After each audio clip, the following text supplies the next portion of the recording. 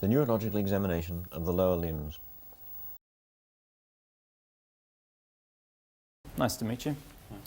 I'd like to examine your legs, and we're going to begin then by seeing what your walking is like. So if you wouldn't mind just hopping out of bed, please, and just stand up by the edge of the bed.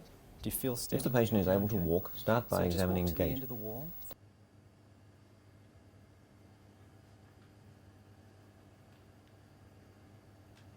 The legs need to be And stop. uncovered. Use this opportunity to make a general inspection. Thank you. Stop right there. Turn around and just come back towards the bed again. Okay, stop there. What I'd like you to do now is to walk with your heel Heel to toe walking is a test of cerebellar function. Look for unsteadiness and any leaning to one side. Is the gait typical of any particular abnormality?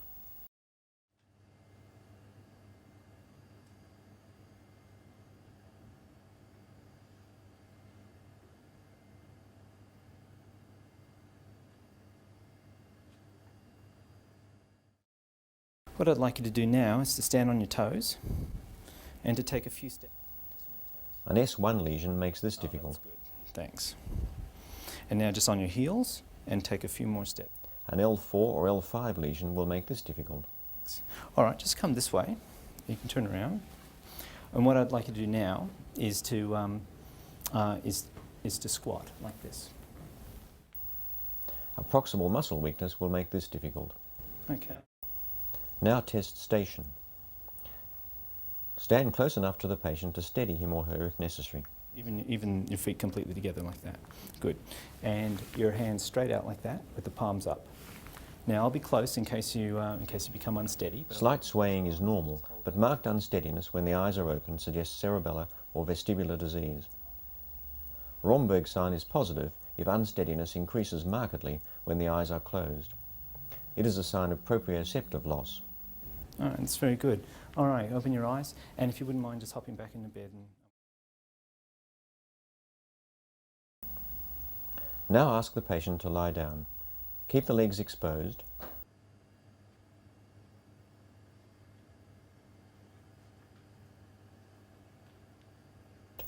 Look for muscle abnormalities and fasciculations and tremor.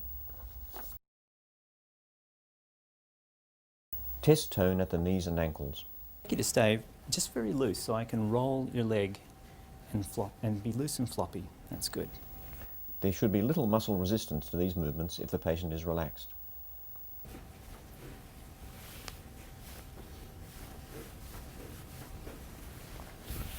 And stay loose for me.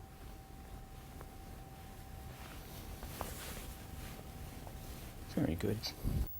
Next, test for clonus of the ankle and knee. This is a Stay sustained loose rhythmical again. contraction of the muscles when put under sudden stretch. It is due to an increased muscle tone.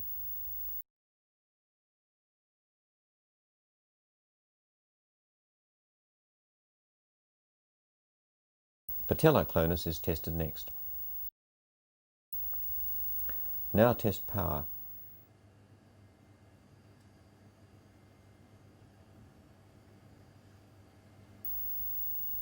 Start with What I'd hip like you to flexion. do is lift this leg straight up in the air. Push hard against me. Push hard. That's it. Good. And this leg. Push hard up. Good. Then hip extension. Now, I'd like you to drive your leg back into the bed. Push down hard. Okay. And again, push down hard. Now hip abduction. Push your legs apart as firmly as you can. That's it. Good. Now hip adduction. Again, pull your legs together. Good.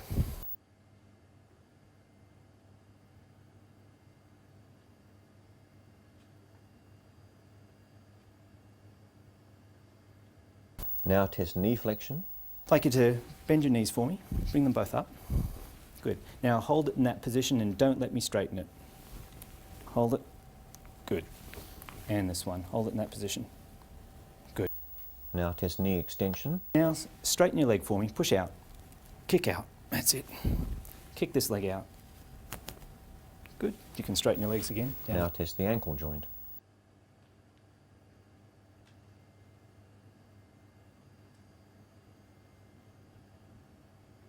Plantar flexion. What I'd like you to do now is to press your foot down against my hand and your toe as well. Curl your toe down. Good. Push this foot down, toes as well. That toe as well. Push down hard. Dorsiflexion. Now I'd like you to bring this foot up towards, or toes up towards your face. Foot and toes. Good. And this one. Toes and foot.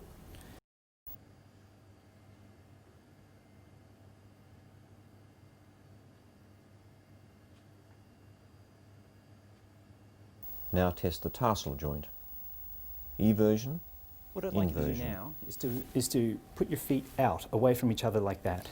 That's it. Keep it in that position. Push out. Good. Now put your feet in so that they face each other. More like that. Relax a bit. More like that, so that they're facing each other. That's it. Hold it there. And hold it there.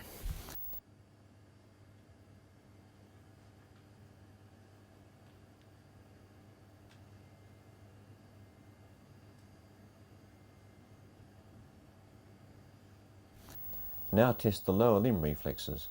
Begin with the knee jerks. Okay. Well, I'd like you to be relaxed again, and let me just take the full weight of your leg. All right, Normally, stay. contraction of the quadriceps causes extension of the knee. Compare the two sides.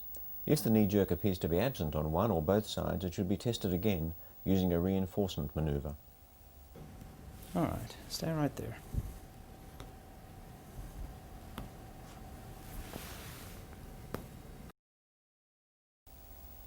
The ankle jerk is tested next. Relax your leg. Keep it loose.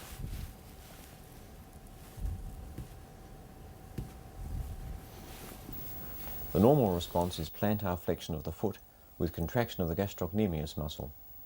Again, test with reinforcement if necessary. This reflex can also be tested with the patient kneeling. What I'd like you to do is sit up for me, and you'll have to kneel on the edge of the bed with your ankles hanging over the back, and straighten yourself up. Are you okay like that? All right, just hold that position.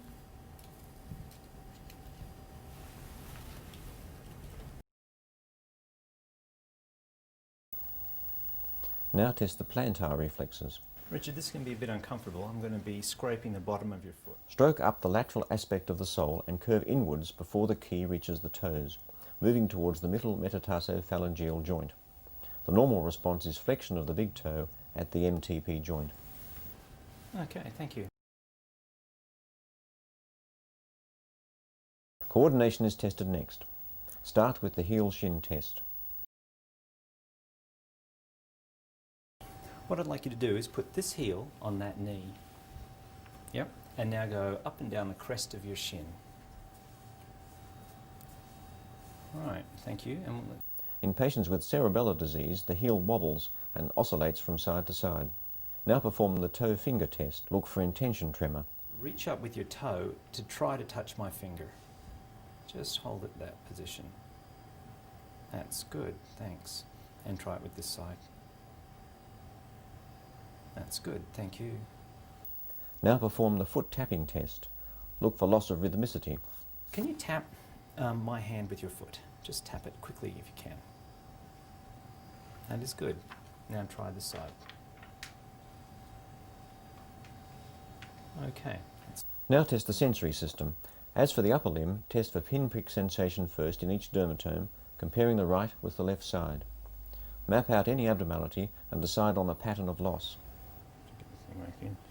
What I have here is a Neuro tip. It's a blunted pin.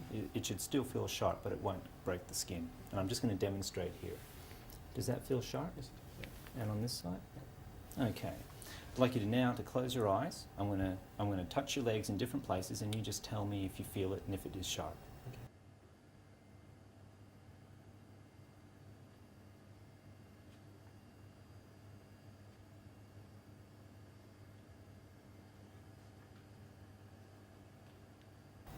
Sharp. Sharp. Sharp. Sharp. Sharp. Yep. Sharp. Sharp. Sharp. Okay. Yeah. Sharp.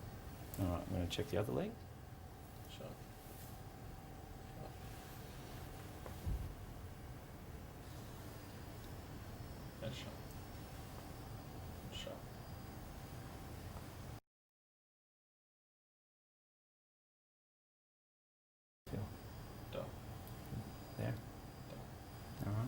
There? Sharp. There?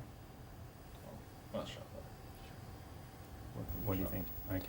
Then test vibration sense over the ankles and, if necessary, on the knees and the anterior superior iliac spines. What I want to do, I've got a tuning fork, of course. Do you feel that? Yeah, it's vibrating. And what is it? Okay. And on this side? It's vibrating. All right. Close your eyes again for me, please. Do you feel that? Yes, it's vibrating. And tell me when it stops. It's stopped. Okay. Do you feel that? It's vibrating. It's stopped. Okay. Next, test proprioception using the big toes and, if necessary, the knees and hips. What I'm going to do now is I've got your toe, that's pulling it down, and that's pulling it up, but with your, and I'll do it on both sides, but with your eyes shut, I'd like you to tell me which direction I've pushed your toe. Down. Down. Up. Up. Up. Down. Okay, thank you. Finally, test light touch. With your eyes shut again. So tell me when you feel this.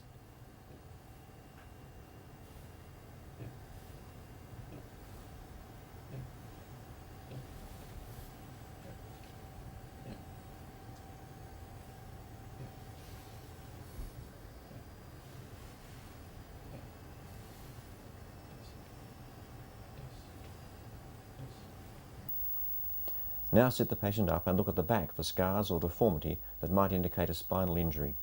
I'd like you just to sit up for me, please. Okay, and I'm also going to just pull your shirt up. Okay. If a lower back injury or lesion is suspected, examine sensation in the saddle region and around the buttocks and anus.